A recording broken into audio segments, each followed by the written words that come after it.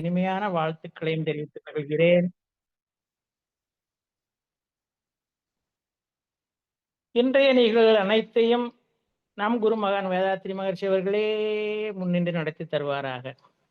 குருவடி சரணம்.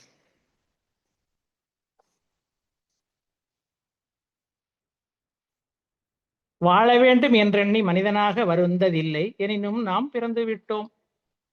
வாழ வேண்டும் உலகில் ஆயுள் மட்டும், வாழ்ந்தவர்கள் அனுபவத்தை தொடர்ந்து பற்றி. குருவடி போற்றி. மகான் என்ன சொல்றார் அப்படின்னா, அறிவில் முழுமை எய்துவதற்கு அவர்களோட ஞான களஞ்சியத்தில் உள்ள ஒரு வரிகள் வருது பாருங்க. அந்த வரிகள் என்ன அப்படின்னா, ஒழுக்கம், கடமை, ஈகை என்ற மூன்றும் ஒன்றிணைந்த உயர் நெறியே அறம் என்றாகும். ஒழுக்கத்தில் கடமை, ஈகை இரண்டும் உள்ளடங்கி இருப்பதனை உற்று பாரீர். ஒழுக்கமே வாழ்வில் என்றும் வெற்றி நல்கும் என்கிறார் நம்ம குரு. சோ அந்த வகையில பாத்தீங்கன்னா, இன்னைக்கு நமக்கு கொடுத்திருக்க தலைப்பு ஒழுக்கம். இப்போ பொதுவாவே எப்பவுமே நமக்கு வேதாத்திரிய கருத்துரைகளை கேட்கும்போது பாத்தீங்கன்னா, அடிக்கடி கேட்க கேட்கதான் நமக்கு அது, அதாவது சொல்லுவாங்க, தித்திக்கும் தேன்பால் தவிட்டாத தெள்ளமுது. ஆம், வேதாத்திரிய தத்துவங்கள் திரும்ப திரும்ப கேட்டுக்கொண்டே முன்னேறுவோம். இன்றைய தலைப்பு ஒழுக்கம். ஒருவருக்கு பொருள் மற்றும் அறிவு செல்வங்கள் நிறைந்திருக்கின்றன. அத்தோடு ஒழுக்கம், நல்ல நடத்தை என்ற அற்புதமான செல்வமும் அவரிடம் இருந்தால் அவர் மிக பெரும் பேறு பெற்றவர் தானே. இதுதானே நம்ம இன்னைக்கு உள்ள தலைப்பு ஒழுக்கம் அப்படிங்கிறதுக்கு ஒரு ஒரு சின்ன ஒரு வித்துன்னு கூட வச்சுக்கலாம். இப்போ ஒழுக்கத்தை பற்றி நம்ம குரு என்ன சொல்லி வர்றாரு அப்படின்னா, மனிதன் அமைதியாக வாழ ஆரம்ப காலகட்டத்துல மதம் தோன்றியது. மதம் தோன்றிய பர்பஸே ஒவ்வொரு மனுஷனும் அமைதியா இருக்கணும் அப்படிங்கிறது தான். அவற்றினுடைய அடிப்படை போதனைகள் எல்லாமே என்னவா இருக்குன்னா, எல்லா மதங்களும் அதனுடைய போதனைகளும் அறநெறி அப்படிங்கிற ஒரு ஒரு கோடிட்ட ஒரு வார்த்தையை மனசுல வச்சுக்கிட்டு தான் அது தோன்றுச்சு. அறநெறி இயல்பாக மலர்வதற்குத்தான் இறை உணர்வு தேவைப்படுகிறது. இதுதான் எல்லா மதங்களும் சொல்லுது. ஆகவே எல்லா மதங்களுடைய உட்கருத்து என்ன அப்படின்னா, இறை உணர்வும் அறநெறியும் தான். அறநெறியில நம்ம குரு சொன்ன பிரகாரம் ஒழுக்கம் கடமையில முதன்மையானது என்னது? ஒழுக்கம். ஒழுக்கம் என்பது தனக்கும், அதுக்கு ஒரு விளக்கம் சொல்லியிருக்காரு குரு. ஒழுக்கம் என்பது தனக்கும் பிறர்க்கும் துன்பம் செய்யாமை அப்படின்னு அழுத்தமா சொல்றாரு. ஒழுக்கம் உயிருக்கும் மேலானதாக ஓம்பப்பட வேண்டும். இது தெய்வ புலவருடைய, திருவள்ளுவருடைய கருத்து. அதுவும் நமக்கு தெரியும். அப்போ ஒழுங்கற்ற செயல் என்று எப்படி கண்டுபிடிக்கிறது? தனக்கும் பிறர்க்கும் தற்காலத்திலோ பிற்காலத்திலோ துன்பம் தருமானால் அந்த செயல் ஒழுங்கற்றது. நாம் பொதுவாக ஒழுக்க குறைவு என்பதை இதெல்லாம் எப்படி நினைச்சிட்டு இருக்கோம்? இதெல்லாம் நல்ல கேரக்டர் கிடையாது அப்படிங்கிறத. புகைப்பிடிப்பது, மது அருந்துவது, திருடுவது என்ற பெரிய பெரிய குற்றங்கள் எல்லாம் நினைச்சிட்டு இருக்கோம். இதுதான் ஒழுக்க குறைவு அப்படிங்கிறத. ஆனா அது இப்போ இது போக இன்னொரு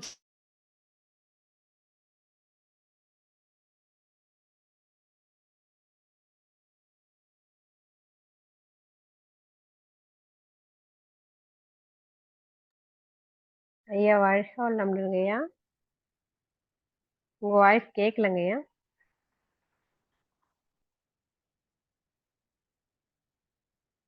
ஐயா வாழ்க வளமுடன்.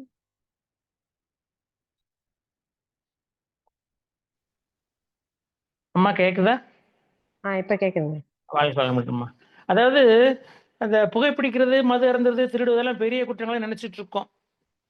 அதுல அதை மீறி சில பாயிண்ட்ஸ் மகரிஷி என்ன சொல்றாரு அப்படின்னா, அளவுக்கு அதிகமாக சாப்பிடுறது, உடல் தகுதியை மீறி உழைப்பது, எண்ணத்தால் பிறருக்கு தீங்கு நினைப்பது, இது எல்லாமே பாத்தீங்கன்னா தினமும் அன்றாட சிறிய சிறிய தவறுகள் கூட ஒழுக்க மீறிய செயல்கள் தான் அப்படிங்கிறார் குரு.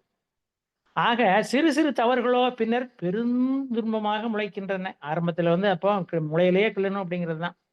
அன்றாடம் நமது நடை, உடை, பாவனை, பார்வை, பார்வைன்னு வந்துட்டாலே என்னெல்லாம் வருதுன்னா, நம்ம கண் நினைச்சிட்டு இருக்கோம். மனசும் பார்க்கக்கூடிய ஒரு தன்மையை நினைக்குது. பார்வை, அதாவது இப்போ கண், மனம் நம்மையும் பிறரையும் புண்படுத்தாத அளவுக்கு விழிப்போடு இருப்பதுதான் ஒழுக்கத்தோடு வாழ்தல் அப்படிங்கிறார் குரு. தவறு செய்தால் தைரியம் குறையும். ஒழுக்கத்தோடு வாழும்போது உயர்வு தெரியும். ஆக ஒழுக்கம் என்கிற மென்மையான ஆயுதம் கொண்டு அனைத்தையும் வெல்ல முடியும் தான். குறிப்பாக கர்வம் என்று சொல்லக்கூடிய, ஆணவம் என்று சொல்லக்கூடிய தன்முனைப்பு இருக்கு பார்த்தீங்களா, இதுவும் மகரிஷி சொல்லக்கூடிய கருத்துக்கள் தான். ஒற்றை சொல்லான ஈகோன்னு வருது பாருங்க, அதை கூட இந்த ஒழுக்கம் நல்லா இருந்துச்சுன்னா அதை போய் நம்மளை விட்டு போயிடும் அப்படிங்கிறதான் நமக்கு குரு சொல்லக்கூடிய ஒரு தன்மை. இதுல இன்னும் கொஞ்சம் விளக்கமா பாக்குறா இருந்தா ஒழுக்கத்தை பத்தி தெய்வ புலவர் ஏற்கனவே சொன்னதை நமக்கு டச் பண்ணணும். அவர் என்ன சொல்றாரு அப்படின்னா, ஒழுக்கத்தை பத்தி சொல்லிடுற, ஒழுக்கம் விழுப்பம் தரலான், ஒழுக்கம் உயிரினும் ஓம்பப்படும் அப்படிங்கிறார் குரு திருவள்ளுவர். அதாவது ஒழுக்கம் எப்போதுமே மேன்மையை தருது, அதனால அந்த ஒழுக்கமே உயிரினும் மேலானாக கருதப்படும் அப்படிங்கிறாரு. ஆக இந்த ஒழுக்க கல்வின்னு மகரிஷி சொல்லக்கூடிய தன்மை பார்த்தீங்கன்னா, இது கண்டிப்பா எல்லாருக்கும் அவசியம் அப்படிங்கிறாப்புல. நல்ல ஒழுக்கங்களை கடைபிடிப்பது, அவற்றை பழக்கமாக ஆக்கி கொள்ள வேண்டும். இவ்வாறு நற்குணங்களை பெற்று வாழ்வதே குணநல பேரு அப்படின்னு அதுக்கு அடுத்த ஒரு ஸ்டெப் எடுத்துறாரு குரு. அப்போ இவற்றில் முழுமை அடைந்தால் தான் இறைநிலையோடு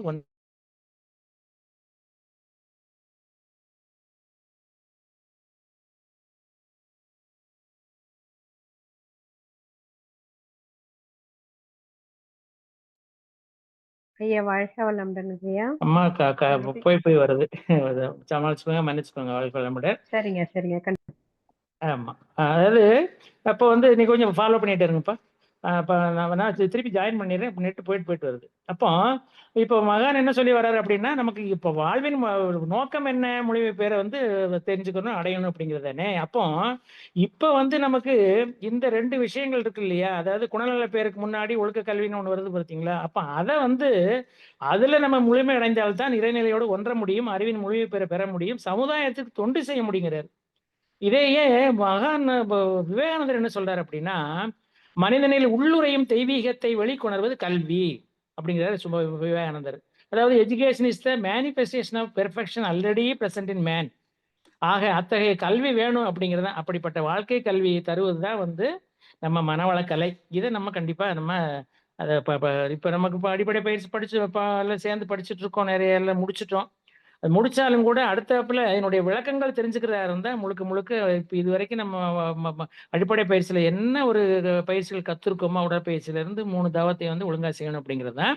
இப்ப அந்த வகையில நமக்கு இந்த தலைப்பான ஒழுக்கம் அப்படிங்கிறதுக்கு எப்படி அறநெறிகள் 3 வகைப்படணும் பார்த்தோம் பார்த்தீங்களா. ஒழுக்கம், கடமை, ஈகை. அதுல முதல்ல வர்றது ஒழுக்கம் தானே. அது திருப்பியும் அவர் என்ன விளக்கம் சொல்றாரு அப்படின்னா, எந்த ஒரு செயலுக்கும் ஒரு விளைவு உண்டு. ஒரு மனிதனின் செயல் அவனையும் பாதிக்கலாம், பிறரையும் பாதிக்கலாம். எனவே துன்பம் தனக்கோ பிறருக்கோ தோன்றாமல் ஒவ்வொருவரும் தத்தம் செயலை வகுத்து கொள்ள வேண்டும் அப்படிங்கிறார் குரு. அது மட்டும் இல்லாம அந்த துன்பம் உடலுக்கும் கூடாது, அறிவுக்கும் கூடாது. அது உடனேயும் தோன்றக்கூடாது, எதிர்காலத்திலும் தோன்றக்கூடாது. அது தனக்கும் கூடாது, பிறருக்கும் கூடாது. அத்தகைய செயல்களை மட்டும் புரிதலையே ஒழுக்கம் என்கிறோம் அப்படிங்கிறார் குரு. அப்ப அதாவது என்ன அப்படின்னா, திருப்பி வரக்கூடியதான் என்ன சொல் செயல் சொல்லி வராரு இல்லையா. எண்ணம் சொல் செயல் ஆகிய எதா இருந்தாலும் சரி, தனக்கோ பிறருக்கோ தற்காலத்திற்கோ பிற்காலத்திற்கோ உடல் உணர்ச்சிக்கோ அறிவிற்கோ துன்பம் தராத செயல்கள் தான் ஒழுக்கம் அப்படிங்கிறாரு. ஆக இதை ஒரு சட்டமாவே மகான் எடுத்துக்க சொல்றாரு. இந்த சட்டத்தை உணர்ந்து மதித்து ஏற்றவாறு செயலாற்றி வாழ்தலே ஒழுக்கம். துன்பம் தராத செயல்கள் நற்செயல்கள் அல்லது புண்ணியம் எனப்படும், துன்பம் தரு செயல்கள் தீய செயல்கள் அல்லது பாவம் எனப்படும். அதையும் சொல்றாரு. நல்ல செயல்கள் எது, தீய செயல்கள் எது அப்படிங்கிறதுக்கு. ஆக இந்த ஒழுக்கத்தை ஒருவர் உயிரை போல் நாம் ஓம்பி வாழ்ந்தால் பிறர் கருத்துக்கும் தேவைக்கும் மதிப்பு கொடுத்து தன் தேவையையும் கருத்தையும் நிறைவு செய்து கொள்ளும் பெருந்தன்மை அப்படி இயல்பாகவே வந்துடும் அப்படிங்கிறார் குரு. அப்புறம் இன்னொரு இடத்துல என்ன சொல்றாரு அப்படின்னா, இந்த ஒழுக்கத்தை பத்தி வரக்கூடிய மகான் நிறைய விஷயங்கள் சொல்லி வந்தாலும் கூட ஒரே ஒரு இது பாருங்களேன். அதாவது எப்போதாவது ஏதாவது செயலை செய்து கொண்டேதான் நம்ம இருக்கோம். ஒவ்வொரு நேரம் பார்த்தீங்கன்னா எதுவும் ஒன்று செஞ்சுட்டு தான் இருக்கோம். அந்த செயல்ல கண்டிப்பா ஒரு விளைவு வரத்தானே செய்யுது. அந்த விளைவு என்ன செய்யுது, வரக்கூடிய அதை செய்யறது நம்ம, விளைவை கொடுக்கறது இறைவனுடைய கருணை, இறைவனுடைய வரம்னு கூட சொல்லலாம். அப்போ அந்த இறைவனுடைய வரம்ங்கிற உணரும் போது எப்பொழுதுமே நமக்கு இறைநிலை உணர்வு மாறாது இருக்கும். அதே நேரத்துல நாம செய்கிற செயல் மூலமாக பிறருக்கு நன்மைதான் வர வேண்டும், தீமை வரக்கூடாது. இந்த சமுதாயத்தில் நமக்கு ஒவ்வொரு நாளும் எத்தனையோ பொருட்களை கொடுத்து நம்மை வாழ வைத்துக் கொண்டிருக்கிறது இல்லையா அந்த சமுதாயம். அதுக்கு தீங்க எந்த ரூபத்திலையும் ஒரு தீமை போய் சேரக்கூடாது அப்படிங்கிறாரு. நாம் செய்வது இந்த சமுதாயத்தில் யாருக்கும் எந்த வகையிலும் துன்பமாகவும் இருக்கக்கூடாது. இந்த 2 நோக்கத்தோடு செயலை செய்து வந்தால் தொடக்கத்தில் சிறிது சிரமமாக இருந்தாலும் பழக பழக எளிமையாக செய்ய இயலும் என்ற அளவிலே வரும். அப்படி வந்துவிட்டால் இறை உணர்வும் வந்துவிடும், அற உணர்வும் வந்துவிடும். அந்த அற உணர்வில் முதல் உணர்வு தான் ஒழுக்கம் என்ற நற்பண்பு அப்படிங்கிறார் நம்ம குரு.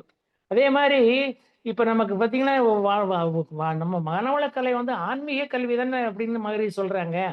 அந்த வகையில அவங்க பார்த்து ஆன்மீக கல்வி பத்தி சொல்லும்போது பாருங்களேன், ஒரு சின்ன உதாரணம் சொல்றாரு. ஒரு ஆத்துல நீர் வந்து திடீர்னு வெள்ளம் பெருகி வருதுன்னு வச்சுக்கோங்க. பல மைல்கள் தொலைவுல வந்து மழையே இல்ல. எப்படி தண்ணீர் வருது? இந்த காரணத்த நம்ம தெரிஞ்சுக்கிட்டோம்னு சொன்னா, எவ்வாறு ஒரு நாட்டில் திடீர் போர் உண்டாகும் என்பதையும் நம்ம தெரிஞ்சுக்கலாமா? அப்படின்னு மகரிஷி சொல்றாரு. எங்கோ பல மைல் தொலைவில் நல்ல மழை பெய்திருக்கிறது. இது ஒரு மேடான பூமி, மழைநீர் கடலை நோக்கி ஓடுகிறது. அந்த நீரைத்தான் வறண்ட ஆற்றில் பெரும் வெள்ளமாக காண்கிறோம். இதேபோல உலக மக்கள் வாழ்வில் கணக்கிட முடியாத துன்பங்கள் நிலவுகின்றன. எல்லா துன்பங்களுக்கும் காரணம் மனிதன் மதிப்பை மனிதன் அறியாமல் செய்யும் தவறுகள் தான். எப்படி? அறநெறி வழியே வாழ மக்களுக்கு முறையான ஆன்மீக கல்வியும் இல்லை, அதற்கான பயிற்சியும் இல்லை அப்படிங்கிறார் நம்ம குரு. ஆக நமக்கு இந்த ஆன்மீக கல்விங்கிறது என்ன அப்படின்னா, நமக்கு அந்த ஒழுக்கத்தை முதல் நின்று நடத்துறதுக்கு அது வந்து உறுதுணையா இருக்கு அப்படிங்கிறது தான். அது மட்டும் இல்லாம இன்னொரு இடத்துல மகரிஷி என்ன சொல்றாருன்னா, உடையில் ஒழுக்கம், உள்ளத்தில் கருணை, நடையில் கண்ணியம், நல்லோர் பண்பு அப்படிங்கிறாரு. அப்ப அந்த ஆக இந்த இந்த வரிகள் என்ன சொல்லுது அப்படின்னா, இது ஆண் பெண் 2 பேருக்குமே இது உடையிலும் ஒழுக்கம் ரொம்ப அவசியம் அப்படிங்கிறாரு நம்ம குரு. அதே மாதிரி இப்ப இன்னொரு இடத்துல வள்ளுவ பெருந்தகை நமக்கு ஏற்கனவே பண்பு பற்றி சொல்லும்போது என்ன சொல்றாரு அப்படின்னா, அது ஒரு நல்ல ஒழுக்கம் பற்றி, அதாவது பண்புங்கிறது என்ன, நல்ல ஒழுக்கம் தானே. அறம் போலும் கூர்மையரேனும் மரம் போல்வர் மக்கட்பண்பு இல்லாதவர். அதாவது மக்களுக்குரிய பண்பு இல்லாதவர் அறத்தின் கூர்மையைப் போல் கூர்மையான அறிவுடையராயினும், என்னதான் அறிவு இருந்தாலும் கூட ஓர் அறிவு உயிராகிய மரத்தை போன்றவர் யாவர். மக்கள் பண்பு இல்லைன்னு சொன்னான். அது போல நம்ம குருவும் வந்து ஒழுக்கம் பண்பு பற்றி வந்து 5 ஒழுக்க பண்பாட்டை சுருக்கி 2 ஒழுக்க பண்பாடா கொடுத்துட்டாங்க. அது நமக்கு தெரியும். 5 ஒழுக்க பண்பாடு எந்த அளவுக்கெல்லாம் சுருங்கி 2 ஒழுக்க பண்பாடு, அது ஒண்ணும் இல்ல அது. நான் நான் எனது வாழ்நாளில் யாருடைய உடலுக்கு மனதுக்கும் துன்பம் தர மாட்டேன், துன்பப்படுவோருக்கு என்னால் முடிந்த உதவிகள் செய்யுங்கிறது அது கொஞ்சம் சுருக்கமா சொல்லிட்டாங்க. ஆக இப்ப அந்த அன்புடைமை அப்படிங்கிற என்னது, ஒரு இன்னொரு லைன் என்ன வருது அப்படின்னா, அன்புடைமை ஆன்ற குடிப்பிறத்தல் இவ்விரண்டும் பண்புடைமை என்னும் வழக்கு. அதாவது எல்லோரிடத்திலும் அன்புள்ளவராக வாழ்ந்து உலகத்தோடு ஒத்து வாழும் குடும்பத்தில் பிறந்திருத்தல், இவை இரண்டும் பண்புடைமை நல்ல ஒழுக்கம் என்னும் நல்ல வழிகளாகும். ஆகவே அன்பே சிவம், அன்பிற்கு முண்டோ அடைக்கும் தாழ்நிலை நம்ம கேள்விப்பட்டிருக்கோம். அன்பிருந்தால் அனைத்தும் பெறலாம். அந்த அன்பான மனநிலையை பெருக்குவதுதான் மனவளக்கலை. அதற்கு அடிப்படை வந்து நமக்கு இன்னைக்கு இருக்கக்கூடிய ஒரு ஒழுக்கம்னு நம்ம எடுத்துக்கலாம். அதே மாதிரி இந்த ஆன்மீகத்தை பத்தி பாத்தீங்கன்னா, நம்ம மகா பிரியவா என்ன சொல்றாங்கன்னு பாருங்களேன். அதாவது நம்ம குரு சொல்லக்கூடியது அவரும் சொல்லி வராரு. அதாவது ஆஹ் உடம்பு மட்டும் தூய்மையா இருந்தா போதாது, உள்ளமும் தூய்மையா இருக்க வேண்டும். அதுதான் அந்த உள்ளம் தூய்மைங்கிறத நல்ல ஒழுக்கம் அப்படிங்கிறாப்புல. அதற்கு இன்னொரு ஒரு லைன் என்ன சொல்றாரு, பக்தி மார்க்கத்துல வரக்கூடிய லைன் தான் அது. அதற்கு வந்து கடவுளின் திருவடியை எப்போதும் நினைக்கணும் அப்படிங்கிறாரு. அத மாதிரி அவர் அதற்குடைய வரக்கூடிய வாசகம் தான் என்ன வருது அப்படின்னா, பிறர் நம்மை துன்பப்படுத்தும் போது அதை பொறுப்பது மனிதத்தன்மை, மறந்து விடுவது தெய்வத்தன்மை. மறப்போம் மன்னிப்போம் நம்ம குரு சொல்லி வருவாங்க இல்லையா? சோ அந்த வகையில அது போல இன்னொன்னு பாருங்க, மனம் இது வந்து காஞ்சி பெரியவா சொன்னதுதான். மனம் என்பது கடவுளின் இருப்பிடம், அதை தூய்மையாக வைக்க வேண்டியது நம் கடமை அப்படிங்கிறார். இதே வந்து நம்ம குரு அதுதான் சொல்லி வர்றாரு. அதாவது other end of the mind is God அப்படின்னு சொல்லுவாங்க பார்த்தீங்களா? ஸோ அந்த வகையில வந்து நம்ம குருவுடைய தன்மைகளும் அதுதான் அது. ஸோ இன்னொரு அடுத்தது என்னன்னு பார்த்தீங்கன்னா, இப்போ இது வள்ளலார் என்ன சொல்றாங்கன்னு பாருங்களேன். ஜீவகாருண்ய ஒழுக்கம்ங்கிற இடத்துல ஒழுக்கங்கிறதுக்கு ஜீவகாருண்யத்தை பத்தி சொல்லி வராங்க பாருங்க. அதாவது அருட்பிரகாச வள்ளலுடைய லைன்ஸ் என்ன அப்படின்னா, உயிர்களுக்கு பசி வந்த போது அவைகளுடைய பசியை நிவர்த்தி செய்வதே ஜீவகாரியம் அப்படிங்கிறாரு. ஸோ ஜீவகாருண்ய ஒழுக்கம் அப்படின்னு வரும்போது இந்த வாசகம் அதுல நம்ம மைண்ட்ல ஜீவகாருண்ய ஒழுக்கம் தான் வந்து அதுவும் அறநெறியில வரக்கூடியது அப்படிங்கிறது நம்ம அதை ஒரு கணக்கில் எடுத்துக்கலாம். அது மாதிரி இன்னொரு இடத்துல வாரியார் வாரியார் சுவாமிகள் சொல்லக்கூடிய ஒழுக்கம் என்ற நற்குணம் பற்றி என்ன சொல்றாரு அப்படின்னா, தியானத்தால் மனதில் உள்ள அழுக்குகள் நீங்கிவிடும். தியானத்தால் மனதில் உள்ள அழுக்குகள் நீங்கிவிடும். பிறரிடம் குற்றம் காணாதவனே பெரியவன் அப்படிங்கிறாரு வாரியார் சுவாமிகள். ஸோ அதுவும் வந்து உடம்புல உள்ள அழுக்கு மட்டும் போனா போதாது, மனசுல உள்ள அழுக்கும் போகணும் அப்படிங்கிறது தான். அத மாதிரி இன்னொரு அறிஞர் சொல்றாரு பாருங்க, துன்பத்தை சகித்து கொள்ளும் மனிதனே இன்பத்தை அனுபவிக்க தயாராகிறான். சொல்றது யாரு அப்படின்னா, அந்த அறிஞர் பேரு நார்மன் வின்சென்ட் அப்படிங்கிறது. ஆக அந்த மனிதனே நல்லொழுக்கம் உடையவனாகிறான் அப்படிங்கிறாரு இந்த நார்மன் வின்சென்ட் அப்படிங்கிற ஒரு அறிஞர். அதுபோல இன்னொரு இடத்துல இப்ப இந்த நல்ல ஒழுக்கம் பத்தி சொல்லும்போது பாத்தீங்கன்னா, if your eyes are positive you will love the world, but your tongue is positive world will love you அப்படிங்கிறது. இந்த லைன் என்ன அப்படின்னா, இப்ப நமக்கு வந்து அடிக்கடி இது வரக்கூடிய ஒரு வாசகம் தான். அதாவது நம்ம கண்ணால பார்க்கக்கூடியது வந்து நல்ல விஷயங்கள பார்க்கும்போது நம்ம உலகம் வந்து நமக்கு நல்லதா தெரியும். அதே சமயத்துல உன்னுடைய வார்த்தைகள் வந்து பாசிட்டிவா இருந்ததுன்னா உலகம் வந்து உன்னை திருப்பி பார்க்கும், உன் மேல அன்பு செலுத்தும் அப்படிங்கிறது அந்த லைனு. அதுவும் ஒரு மகான் சொன்னதுதான். அதே மாதிரி இந்த வாழ்க்கை அப்படிங்கிறது பார்த்தீங்கன்னா, இப்ப நமக்கு அடிக்கடி இது நினைக்கக்கூடியதுதான். அதாவது அ இப்ப குழந்தைகளுக்கு வந்து மகான் நம்ம இப்ப கொண்டு போறோம் பார்த்தீங்களா? இந்த ஒய்ஒய்இ கொண்டு போறோம் இல்லையா? அந்த வகையில வந்து குழந்தைகளுக்கு இளம் வயதிலேயே ஆடம்பரத்தை அறிமுகம் செய்யக்கூடாது அப்படிங்கிறது மகானுடைய ஒரு அட்வைஸ். ஒழுக்கத்தையும், பண்பையும், நேரத்தின் அருமையையும் விதைக்கணும் அப்படிங்கிறார். வளர்ந்தவுடன் நல்லதொரு உள்ளத்தை நம்மளால் அவங்களுக்கு அறுவடை செய்ய முடியும் அப்படிங்கிறது, இது ஒரு அறிஞரும் கூட ஒரு இந்த கருத்தை தான் நான் அழுத்தமா சொல்றாரு.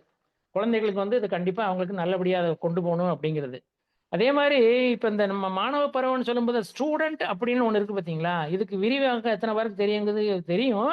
இருந்தாலும் ஒரு ஞாபகத்துக்கு. இதுலயும் இந்த ஒழுக்கங்கிற தன்மை வந்து நமக்கு வந்துருது. ஸ்டூடண்ட்ல பாருங்களேன், 4, 3, 7 வார்த்தைகள் இருக்கு. எஸ்டியுடிஇஎன்டின்னு இருக்கு பார்த்தீங்களா? எஸ் அப்படிங்கிறது விரிவாக்கம் பார்த்தீங்கன்னா என்னன்னு சொல்றாங்க அப்படின்னா, சின்சியர் அப்படிங்கிறாங்க. T truthful. யூ வந்து யுனிக். டி வந்து டீசென்ட். இ வந்து எஃபிசியன்ட். என் வந்து நீட். டி வந்து டேலண்டட்.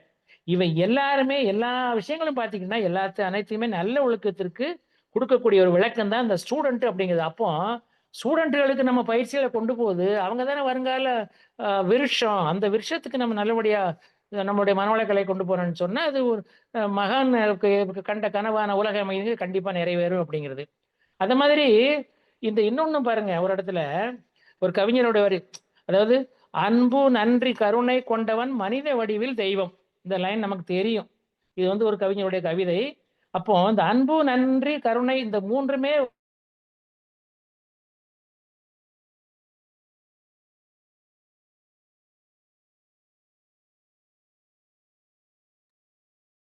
ஐயா வாழ்க வளமுடன்ங்கய்யா. மறுபடியும் பிரேக் ஆயிடுச்சுங்கய்யா வாய்ஸு. ஐயா வாழ்க வளமுடன்.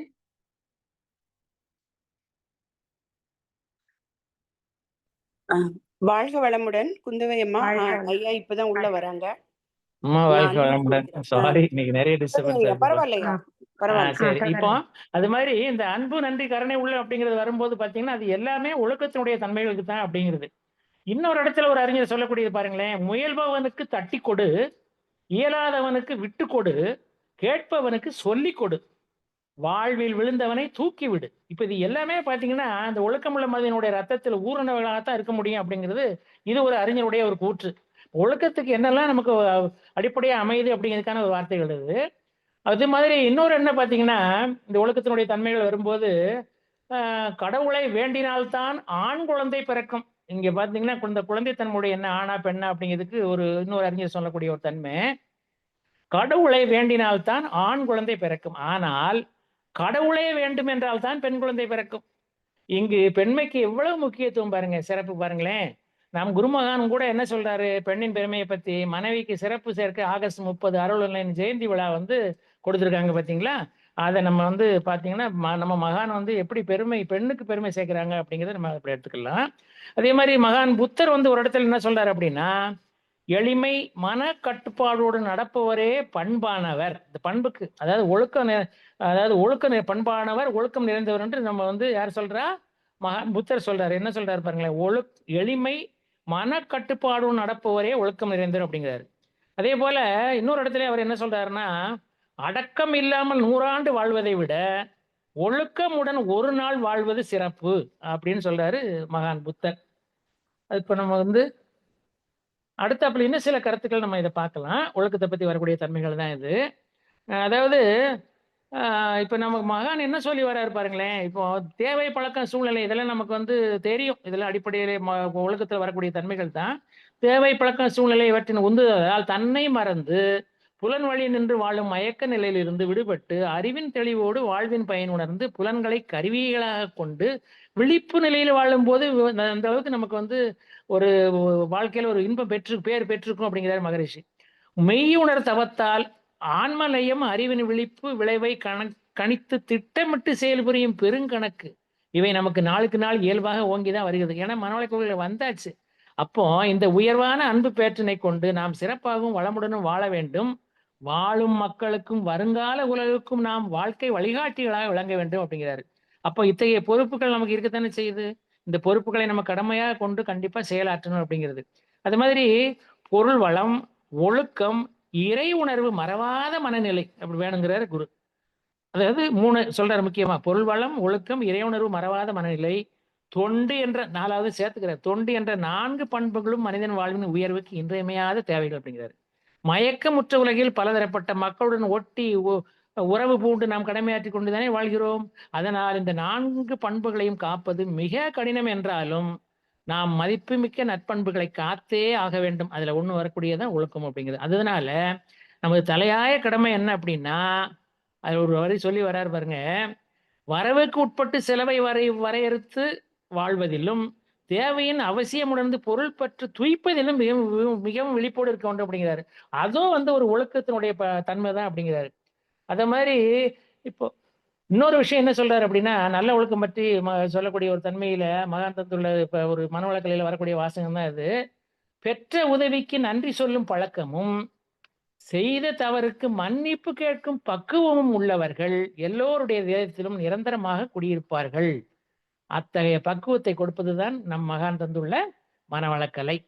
அதே மாதிரி இன்னும் ஒரு இடத்துல என்ன சொல்றாரு அப்படின்னா, மனவளக்கலையை பத்தி வரும்போது அதனுடைய தன்மைகள் என்ன வரும்போது நல்ல ஒழுக்கம் இருந்துன்னு சொன்னா என்ன நம்ம கிட்ட ஒரு பிளஸ் நடக்கு அப்படிங்கிறதுக்கு, வசதியும் நிலையானது இல்லை, வறுமையும் நிலையானது இல்லை.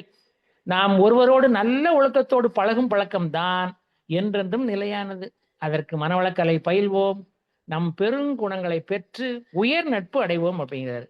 அதுபோல இன்னொரு இடத்துல என்ன வருது அப்படின்னு சொன்னா, அதாவது never see what has been done, only see what remains to be done. ஏற்கனவே என்ன செஞ்சவங்க நீ பார்க்காத, என்ன செய்ய வேணுங்கிறத நீ பாரு. இதுவரை எப்படி வாழ்ந்தோமோ தெரியாது. மிச்சமுள்ள நாட்டிலாவது நமது குரு மகானின் பயிற்சிகளை பழகி இயற்கை தத்துவத்தையும் புரிந்து வாழ்வாங்கு வாழ்வோம். அதுக்கு இறையருளும் குரு அருளும் நம் அனைவருக்கும் துணை நிற்குமாக என்று வாழ்த்தி இந்த சிந்தனை உரையை நிறைவு செய்து கொள்கிறோம்.